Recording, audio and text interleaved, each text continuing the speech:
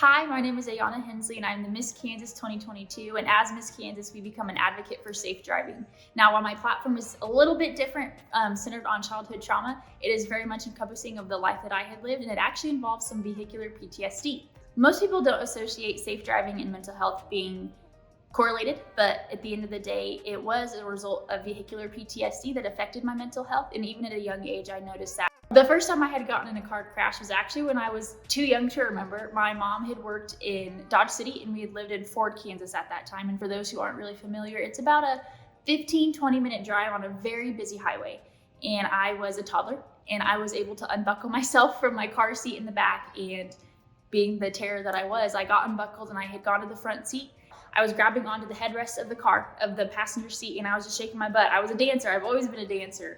And while she was very distracted with me and what I was doing within my car seat or out of my car seat, as a matter of fact, a semi had sideswiped her and we had gone straight headfirst into a ditch. My face, my forehead, I'm old enough now that the scar's kind of lifted, but I have a backwards question mark scar on my forehead.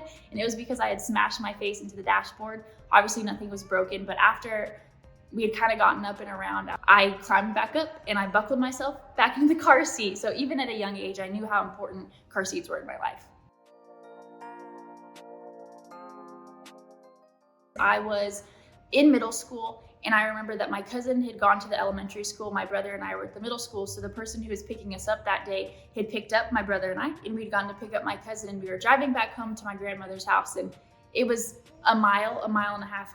And I was taking a nap because that 3 o'clock time hits. And when you're in middle school and you're kind of getting to that age where you're going through puberty, you are tired 24/7. And I was taking a nap in the back seat, and I remember waking up to this very loud boom and freaked me out. And I sat up real straight, and we had gone through a brick wall. We had blown through it, and the top half of it had come in through the windshield, and it was actually hurt my cousin pretty bad. But if he had not worn that seatbelt, he probably would have flown into the brick wall as it was flying into him. So that one stuck with me for a while. And being in middle school and going into earlier high school, you often use those little roll-on scooters, something that you do for PE, physical education. And I was so messed up from that I refused to get on one of those things. I think it's a lack of control for me.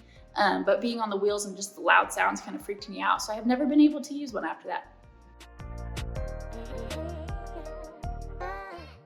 Do you ever have this feeling where you're driving and you don't really remember how you got there, you just know that you're there?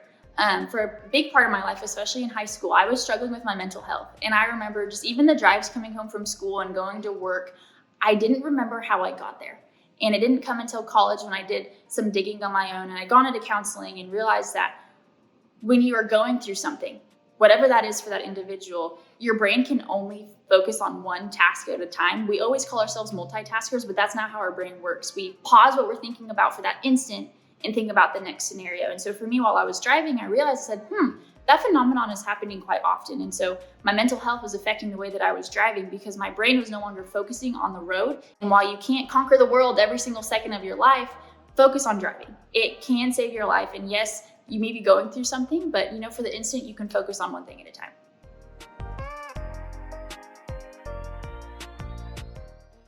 We are given a car, and it's sponsored by Mel Hambleton Ford, but it's on the far west side, and I live downtown. So it's about a 10-15 minute drive, but I had gone during traffic. I'm coming back downtown, and being downtown, I usually get off on the Seneca and Sycamore exit. It's just easier when you're going east. Well, it was blocked off, and it was very hectic when it was blocked off because it was rush hour. And so I was a little frustrated, I will admit, being very selfish in that. And I had to go down a couple more exits because they were blocked off. And I was very frustrated. I just wanted to get to where I needed to go. I've had a long day that day. And I'm coming back onto the on-ramp. I'm going through downtown, got on my way to figure out how to go back west again. And I realized why everything was blocked off. And as I was getting onto the on-ramp, I could look to my left and I saw that there was a vehicle that had completely rammed itself up under a box truck. I can't assume what that individual was doing, if that was texting and driving, but regardless of the fact, they were not paying attention and lives were ended that day. And it just reminded me that it could be a simplest moment. Like I was in a hurry that day. I was ready to rock and roll. I was ready to go get whatever I had to get done finished. And I realized that it's not worth it, that in an instant that can change my life forever. Regardless of what platform I choose to advocate for, I will forever advocate for safe driving. Seatbelts are in fact for everyone, and not only seatbelts, but just safe driving in general.